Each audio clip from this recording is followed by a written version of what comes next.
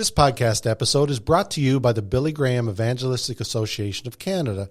They work in Canada and around the world to extend the mission of Billy Graham and Franklin Graham by proclaiming the gospel of the Lord Jesus Christ to all they can by every effective means available and equip the church and others to do the same.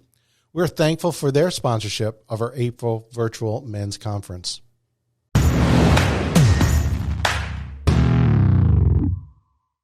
Well, welcome to the Impactus podcast. I'm Dean Brenton, and we are here to equip you as men for a life of purpose and godly impact. Today, we're going to be talking with Mike Miller about church planting, impacting our communities, a little bit about Easter, and a special event coming up in April. I'm so delighted to have my good friend, Mike Miller, with us today. He and his wife, Nancy, and their two children live in Halifax, Nova Scotia, great part of the country. I'm biased. Mike travels throughout Canada, U.S., and a lot online recently, just preaching and teaching. And I've gotten to know Mike over the years and have had you at special events that we've held, and just appreciate your heart and your ministry. And I know you guys have a massive heart for the East Coast, and you planted Nova Church in 2016. We'll talk a little bit about that, and you've seen God do some incredible things. So welcome, Mike, to the podcast today. So good to be here. And Dean, we're at the age where we can honestly say, I know you going back 20 years. It actually has been. So it's so good to see you today. That's scary, but true. It is. Well, let me start. Let's get into your story a little bit. Like, how did God call a young East Coast guy to be and I know that your journey's been a youth, young adult pastor to a speaker, literally all over North America, and now into being a church planter. Like, what precipitated some of that? Yeah, great question. And so glad for those that are joining us today for this conversation. I was always taught that your purpose is not a decision, it's a discovery. And that really helped me. It still helps me. And I don't know, it seemed like some people knew when they were 11, they wanted to be an engineer or a doctor or a police officer. And for me, I started discovering things. And the short story is I discovered what frustrated me was a key to my future. And as I had an experience with Jesus myself, I grew up in a Christian home, grew up in church. But really my turning point was in my late teens, where it went from being a church attender and my parents' thing to me chasing God and being active in my faith. And then it awoke a frustration for others who weren't quite awake in their faith, either far from God or they were close to church and far from God. So it became a frustration where I kept thinking, I wish they would get it, or I wish they could have an experience. And that frustration really led me to being a part of that solution, and started me on a journey of I want to serve God in the local church. And that has taken me down different pathways, but always the same direction, which is local church, whether that been local church in the Soviet Union where I lived, or Africa, or mostly here in the East Coast. It's been focusing on the local church, going, what can we do to engage people far from God to help them come close to God? Oh, I love that. Your journey has been very similar to mine in the sense of the discovery. I love that, because some people do. They know exactly what they're going to do, and they kind of go for, a straight line into that career or that path. But sometimes it's literally step-by-step discovery of what God has for you. And you've had a fascinating journey now into being a church planter on the East Coast. Mm. And I'd say a very, I use the word loosely, but successful in the sense that, like, God has done some incredible things there. And I know the East Coast well enough. Like, church planting is not easy on the East Coast. Yeah. And so tell us a little bit about the journey to Nova Church and the impact that it's been having in the area. And if you want to lean into even the pandemic and some of the challenges around that, let's talk about it. Yeah, the East Coast, we could say this because we're East Coasters. Were you born in Newfoundland, Dean? I was. Yeah, born in Halifax here, and my wife's from Newfoundland. And you can say this if you're from the East Coast. If you're not from the East Coast, you can't say it. But from the East Coast is we think really small. We just think small in not just church, in all things. Like, we don't think buildings need to be above 10 stories. We don't need big stadiums. You don't get famous on the East Coast if you're a band, because no one thinks you're anything. There's some great strength in that humility, but I also think it's small-mindedness. But we never started to plant a church to be a big church. It came out of our heart. And I was traveling, speaking for almost 3 years, which if you're in the church world at all, you know that's impossible to make a living traveling and preaching as a Canadian speaker. But it was God's grace. And if you know me, it's not a line. I have no talents. I have no skills. I have no abilities. It just speaks to the goodness of God and his favor with people like you, Dean, and other people that promote and help and lean in. But when I was traveling and preaching, my love for the local church only started to grow. And what I found myself is I love to speak and communicate the gospel. But as I would leave, my heart would stay in those places with the teams, with the people I met, the congregations. And I realized speaking on stages, though it's a part of my calling, I discovered that it's not enough. It was always team, incremental growth, seeing people formation and change and lean in the trenches and, stacking chairs and having coffees and baptisms and dedications and life change and counseling. And in the middle of that, God started to awaken a dream that was never in our heart. Planting a church was never in our heart. It wasn't someday we'll get to do that. It wasn't even on the radar. In fact, we interviewed at a church in New York City, a pretty well-known church in Brooklyn, New York. And at that time, there wasn't even a thought of planting a church in Halifax. And then in that journey, God started to go, we were grieving some things in our life. And I think so many times we're always grieving something. And then we're also dreaming for something. And we were finishing a grieving season. And his dreams started to come alive. And all of a sudden, God started to whisper, what about? And what the dream came of, as sitting in coffee shops in our city, I started seeing people going like, I wonder if they're supposed to be our best friend in 5 years. Like, I wonder if their kids are supposed to marry our kids. And I started thinking some of our best friends we've never met, people that we're supposed to do life with and faith with, we've never met. And we started not thinking about people in other churches, but people we've never met who maybe have no faith, going like, there's some amazing potential in this city for people to do a relationship with. And we thought there's got to be people like us that want to do faith like us and see things the way we see them. And so this dream happened. And me and my wife planted in the fall of 2017. And it's a whole journey in itself of discovery. But really on the East Coast, it's where churches go to die. Everybody thinks they live in a difficult place. But there wasn't really any successful church plants in the last 15 years that people could speak to, and it really hadn't been done. And we didn't know what was going to happen. And we stepped out with no money and no people. And we told God, I don't know if I've ever shared this publicly, but we told God, we don't want to ask anybody for money, and we don't want to ask anybody to come to our church if they live within driving distance. Well, if you're a church planter, you need to ask for money and say, hey, have you heard about our church? I said, I only want to ask people if they've never had a church background. So we made a commitment. If people have a church background, if they have a faith, we're never going to ask them to join our church. And to this day, we've never done it by text, Instagram, Facebook, in person. And God started to draw people to the vision. And we launched in September 2017. And they tell us it was the largest church plant launch in the history of Eastern Canada. Whether that's true or not, I don't even know. And then it's been a journey since. Me and my wife pastoring together. And we're going into September, will be our 5th anniversary of Nova Church.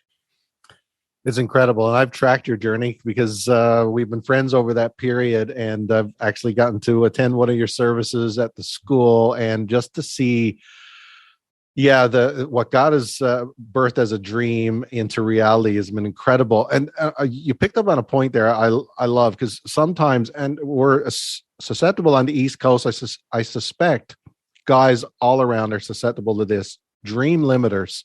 And God sometimes drops a dream in your heart, but we have all the excuses in the world why it won't happen. Yeah. Like, speak to the guy out there who feels God's laid something on their heart, but they're like, oh, but that, I could never do that. Or I believe, I don't know. I think in every man, and I don't want to be too stereotypical, but I think it's true.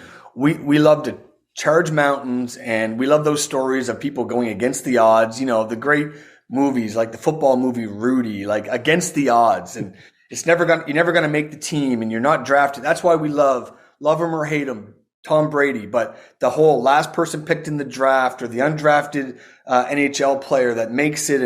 And we start looking to that. There's something inside of us that we want to win. We want to battle. We want to be a hero. And I think inside of us, there's something of, I want to make a difference. But I do know this, that when one person breaks through whatever that glass ceiling is, that new ground or that glass ceiling, it increases the believability that it's possible. And once one person does it, it's a currency. Hope is a currency that catches on. And once you see one person break through that, that new business in a town where people thought that business will not work, or to be able to, break through with that invention or that idea, or even in church, it starts to build a momentum. And I think as men, we realize that we're not just fighting for ourselves, that we can literally change history. I am 40, almost 47, and I still believe one man can make a difference. And that sounds so poetic and it sounds so fairy tale. I still believe, because, people have made a difference in my life. And that's what gets me up in the morning, knowing that we're going to change. There's a potential to do something that'll alter history and alter eternity. And I think in every side, every man, whatever they're doing with their life, they want to matter. And I believe when ordinary us partner with an extraordinary God, miracles happen. I still believe that. And one idea, one word from God changes everything. And we just need to hear his voice. And I believe it'll change business, education, medicine, relationally, and ministry. Yeah, that's so good. I've seen you do that. I've seen you step up and kind of shatter the ceiling, and with that brings other people with you. And that's happened with you on stages when you've preached in front of youth and young adults all over North America and beyond. But and also even at Nova. And I know, like, there's been some stories that I picked up on, of stories of transformation, that as you and Nancy stepped out and planted this thing, all of a sudden God showed up and has been doing some pretty incredible things. Any standout stories that you would care to share with us? So many. In fact, there's not enough time. And I say that I'll give you a little backstory to that. When we were transitioning, I was, at a church doing young adult stuff, and I was getting ready to turn 40, and I don't mind getting older. And it wasn't a midlife crisis, but I started to wrestle on the inside, and my 30s were breathtaking. God was so good to us. Started my family, got married in my 20s, started having kids in my 30s. So relationally, it was breathtaking. And 2 kids, a boy and a girl. And then ministry wise, we started seeing things happen. And, even some really cool moments where national media was picking up of life change with young adults. And as I'm hitting my 40s, I felt God put this question in my heart. And he said, do you want to spend your 40s telling stories about your 30s, or do you want more stories?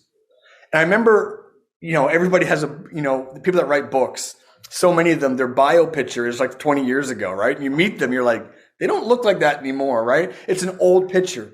And I've been around preachers and people that tell old stories. I think it was it Springsteen wrote Glory Days, about the guys that just want to talk about high school. Mm-hmm. And so many people want to talk about, remember, I love telling stories of the past, but there was a hunger for new stories. And the stories we have in the last 7 years of traveling full time and planting a church, I'll think of one. There's a guy in Corey who I know you've been familiar with. And Corey and his fiance walked into our church in their 20s, and she drug him there. He thought church, like, what's church? Like, I just picture dead, boring, quiet. And Corey's a music guy and a music producer and bands and, some of the big stages in Canada he's been a part of. And he walked in and he said later on, I felt like she somehow, my fiance, told you who I was and you were talking right to me. And he left there and was obsessed with coming back. And she was like, I think we're good. We went. He's like, no, we have to go back. And he started dragging her to church. And now Corey got radically saved. I married them. He got baptized.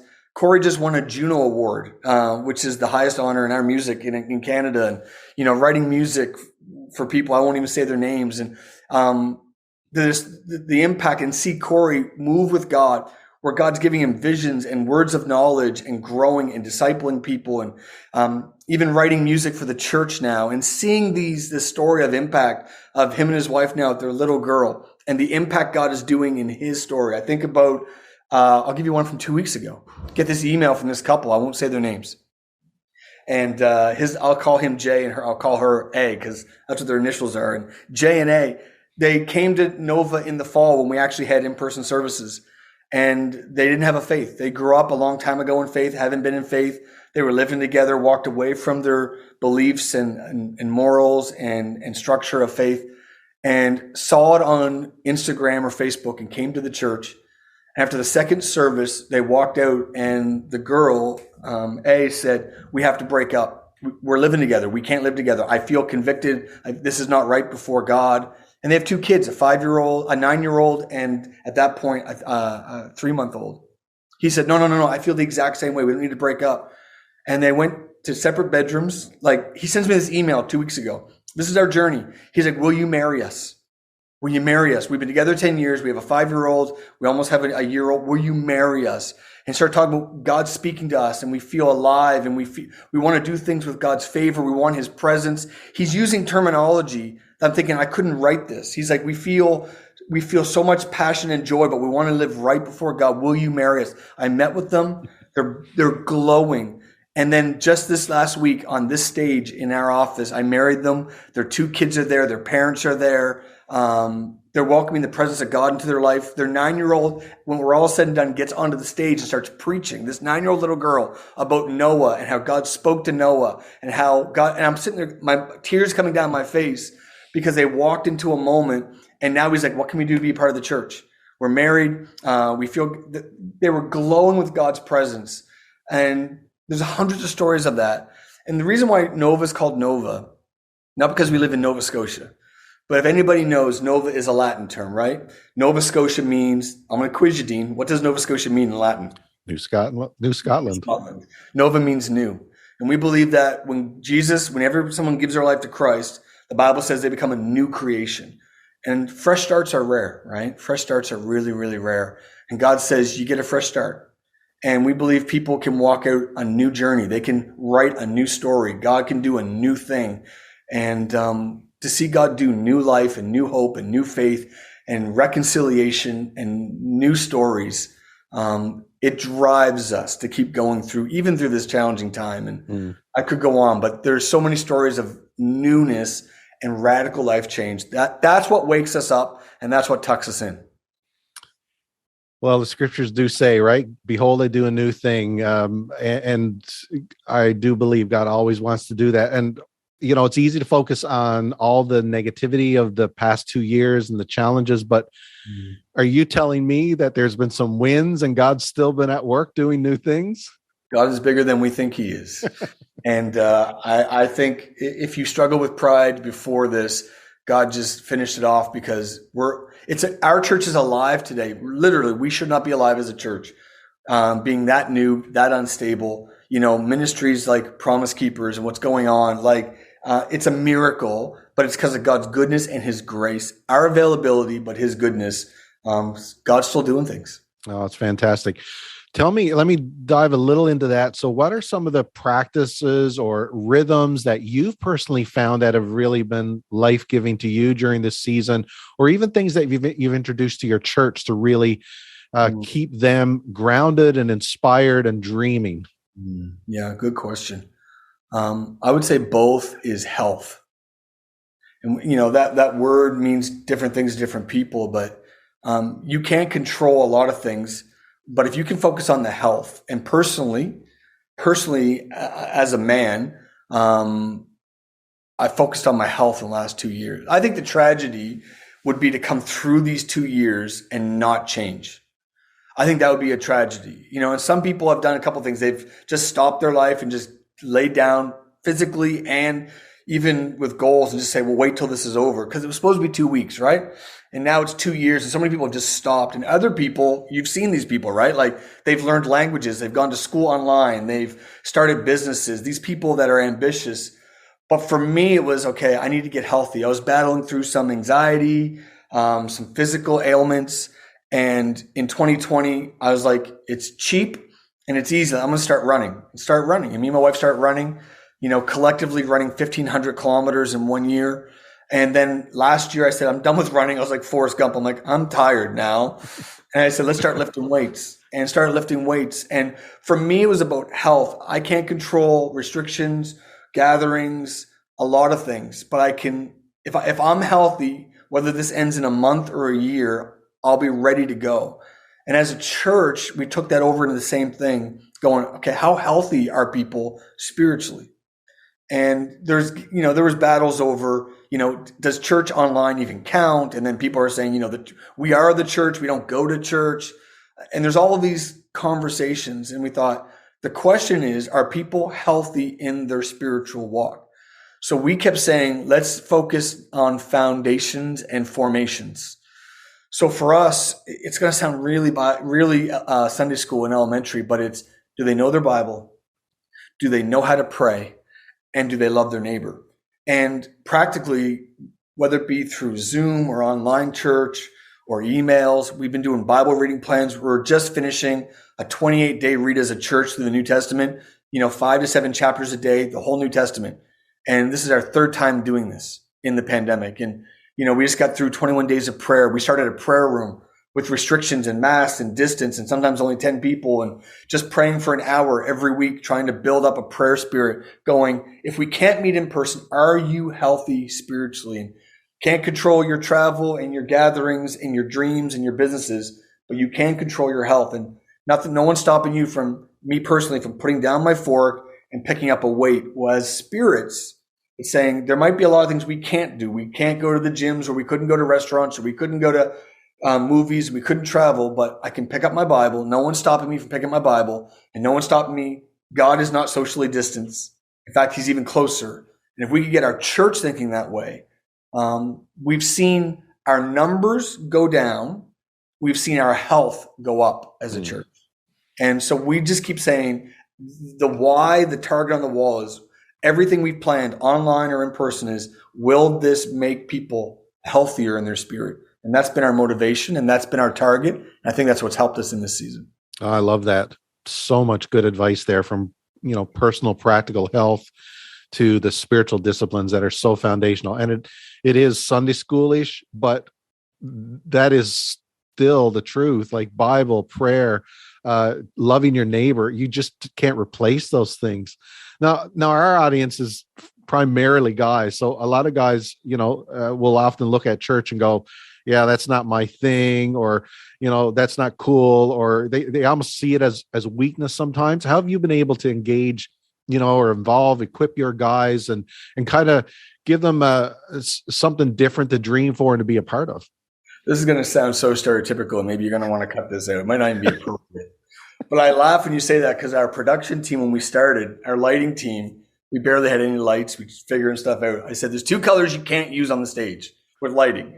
They're like, what? I'm like, red and pink. They're like, why? I'm like, red. Again, we're going after people that are far from God.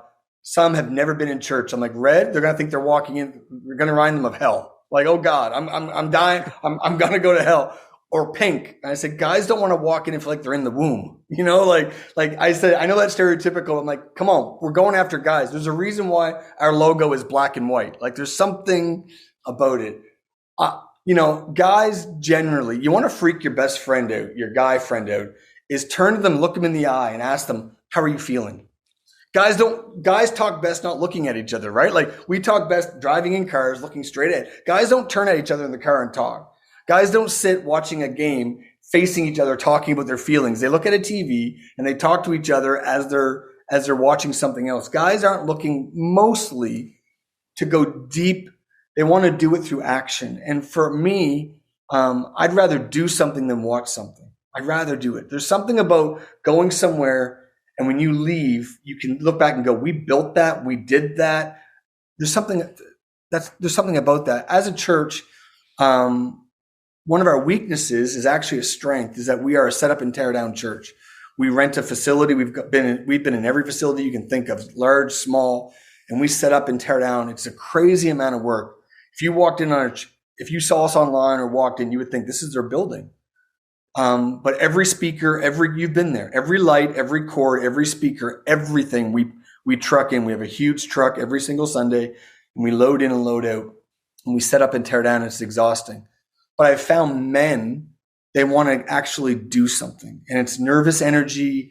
There's the stories, the laughter we have had loading trucks and unloading in the rain and the snow and the heat. It builds a camaraderie. There's a reason why men love stories about brotherhood, armed forces and the Navy SEALs or the sports team. There's something about being a part of something together, going after a goal. There's this brotherhood, this camaraderie that's not touchy-feely so much, but it's about action and achieving. And in the middle of sacrificing together, our bond goes deep. And my best conversations have been lifting heavy gear and just saying, I had a rough week. And the other guy carrying it's like, yeah, me too. And we're bonding over this. And there's something about action, not sitting there going, just talk to me or talk at me, but let me be a part of it. And there's something about that story, right? About Lancelot and the round table. We don't want to be talked to. We want to be a part of. And we don't want to be in the loop of information. We want to be at the table of decision. And we've welcomed women, men, everyone, but to be a part of building something, that has been a currency that has taken on with guys. We have so many strong character, strong men in our church because we actually need them. And there's a place for them to get their hands dirty. And because of them, they see the life change. And in the middle of that, vulnerability happens, connection happens. So for us, there's been a big correlation and connection between doing and being. And the goal is to be, right? We're human beings, not human doings. But when you get the gateway to community has been doing stuff. I don't need to know your name. Help me lift this. And as you're lifting it, we start to become friends. There's a communication, a vulnerability, and that has been a secret sauce for us. It's fantastic. Because I think a lot of guys have the perception that, coming to church is just coming to a building, when we're actually, what you're suggesting, you're actually being a part of something much bigger than a building. It's being a part of building a kingdom, and there's a part you can play, and you can use your strengths and your talents and gifts and be a part of something exciting and incredible. So this podcast is going to air around the Easter celebrations, and this has been a hard season. So much has been happening in our world, in our country, globally, from sicknesses to division to, war, potential, whatever. How will you use the Easter message to inspire? And I don't know if you've even really got it all formulated yet, but as you think about Easter and Nova, and even as we talk now, like, how will you leverage the Easter narrative to speak a different message to our world in such a difficult time that we've been living in? If I can change the question, it won't be a new message. That's good. And, I'm old enough now to understand the value of the saying old school. Sometimes old is not bad. It's not. And what is Easter? If I had to put Easter down to a bumper sticker, it's, if you're not dead, you're not done. Because Jesus wasn't dead. We weren't done, right? He died, he rose because he lives. That old song, because he lives, I can face tomorrow. It's the old saying, if you're not dead, you're not done. And hope, we've never needed hope more. I'm living in a part of a country, it was, known across the world and Canada. The largest mass shooting in the history of our nation happened in our province. In fact, the day it happened, cop cars were flying by this building looking for this suspect. It was as real. Hope. We had billboards put up in our city that said, get your hopes up.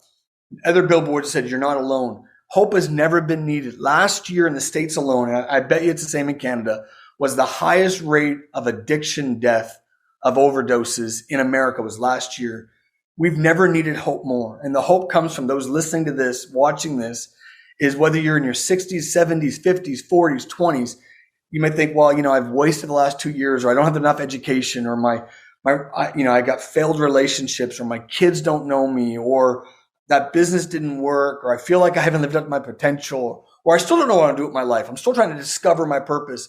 That there's hope, that if you're not dead, you're not done, that the best is yet to come. And we're just going to use Easter like every single Sunday, that God makes all things new, that God can work with many or by few.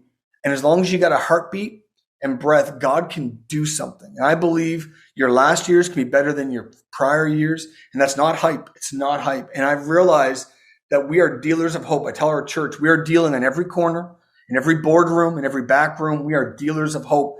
And if I can just give you hope, and the hope is not in my church or my preaching, it's not in this video or our events online or in person. It's when you understand that the God that made you is the God that loved you, and he's not dead. He is fighting for you. He is speaking to you. And as long as you have Jesus, we have one more move. We have more options, and we have hope.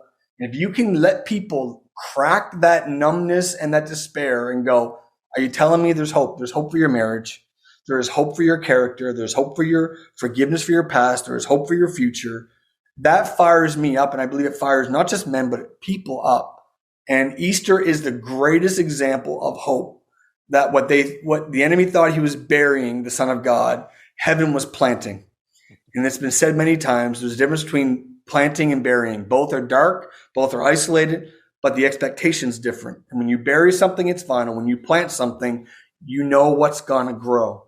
And I believe in this season, a lot of people that thought they were buried are only planted.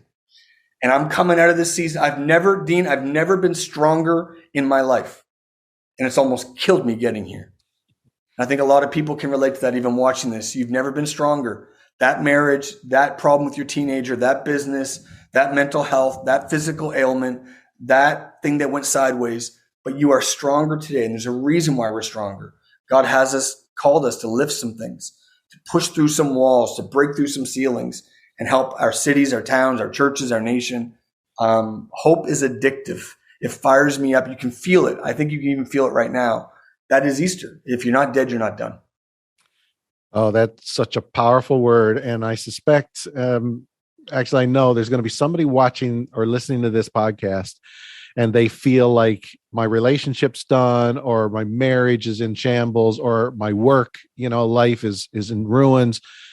And you need to take that word. If you're not dead, you're not done, because the ultimate hope that the resurrection of Christ gives us, we have ultimate hope for eternity, but for this life as well. It's just not some pie in the sky stuff. It's for now, and for us, and for your life and your marriage and your kids and your work and whatever God's called you to. There is so much more for all of us. And I love that. I love that. And I hope we're all inspired during the Easter season, just to remember, as we emerge from, some of us, from our tombs of the pandemic, there is new life, there is new hope, and there's new ground to take for us. So that's so good. Now you're going to be speaking for us at a special event on April 29th.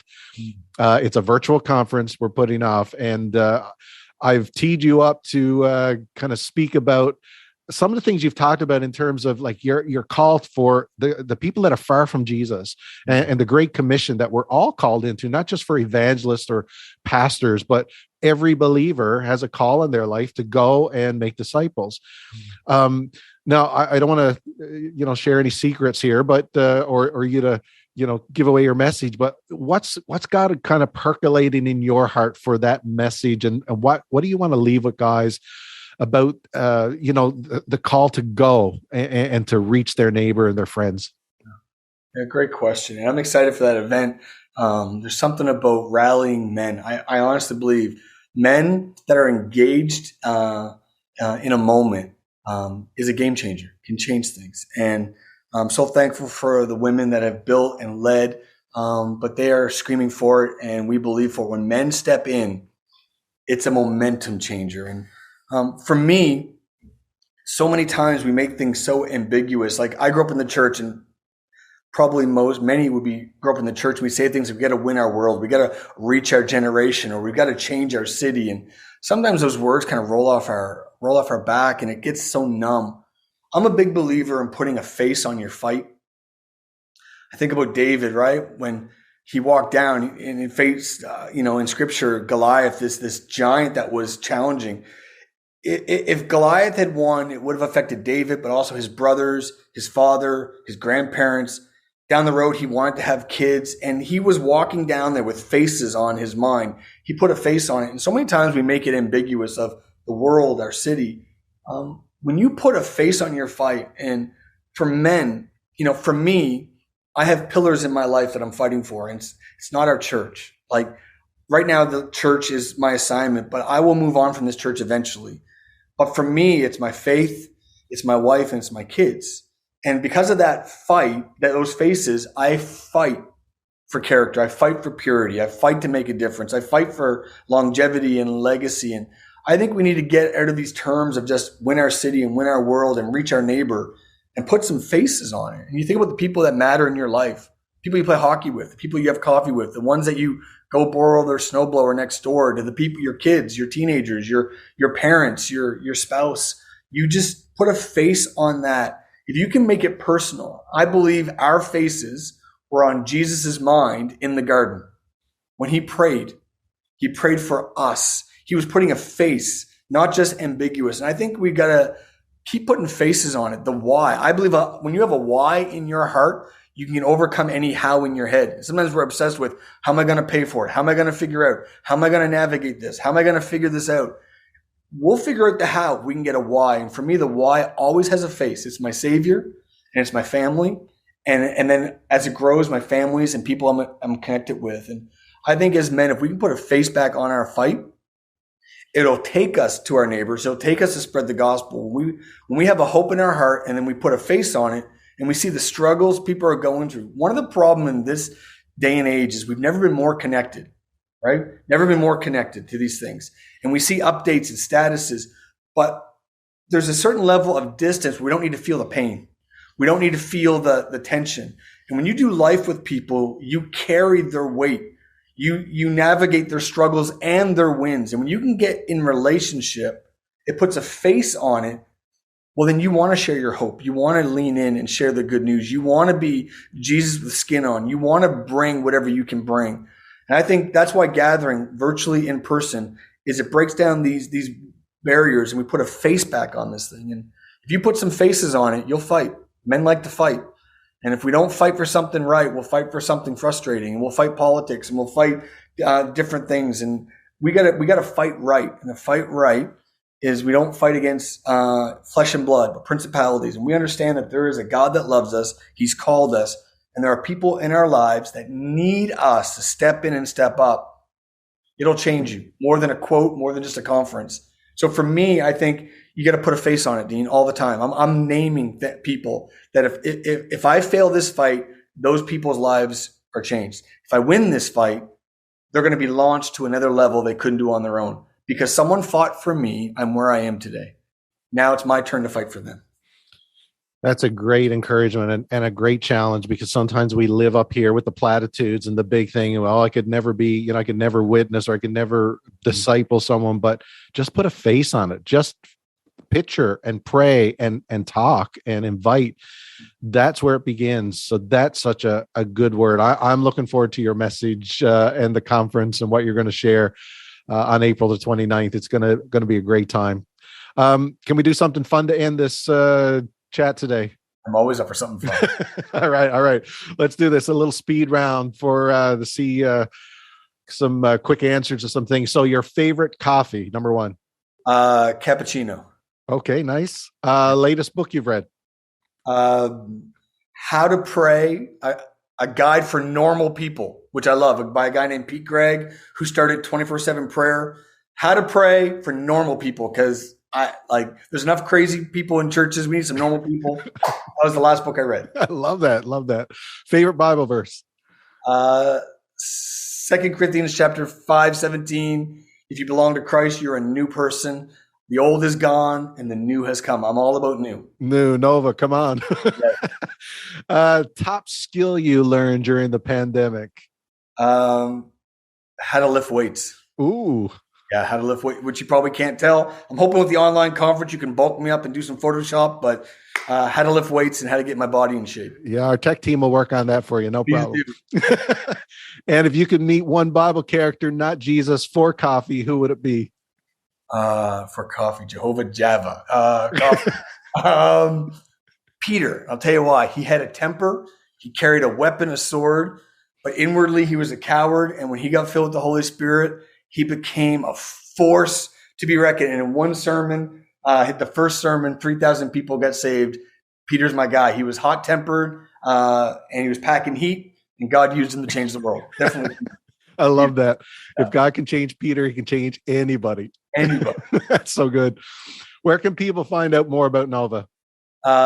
Easy, just Nova Church, Halifax. You search that in, you'll find websites. On Instagram, you'll find it. Facebook, you'll find it. Nova Church, Halifax. And I'll say it right off the. If you want to pray for us, there's a lot of people that are asking you to pray, but we could use your prayers, and we appreciate it. Yeah, that's a good call out there. All you intercessors, you pray for Nova Church and the East Coast of our country. It needs Jesus. Yeah. Don't forget our virtual conference on April 29th. That's going to be coming up. We've got a great lineup, and Mike's going to be sharing there as well. Mike, you mentioned Corey's story that we recorded with This Is Me TV. You can check that out on YouTube. That's just a powerful testimony of God's goodness and grace. And so we're just looking forward to what God has in store. Mike, thank you for being with us today. This has been I wish we were doing this over a real coffee. We will at some point, but thanks for spending time with us. Yeah, thank you. It's an honor, and I'm excited for the future of our nation and love it when men come together. We got a lot of work to do. Let's get at it. We do. Great word, and thank you, my friend.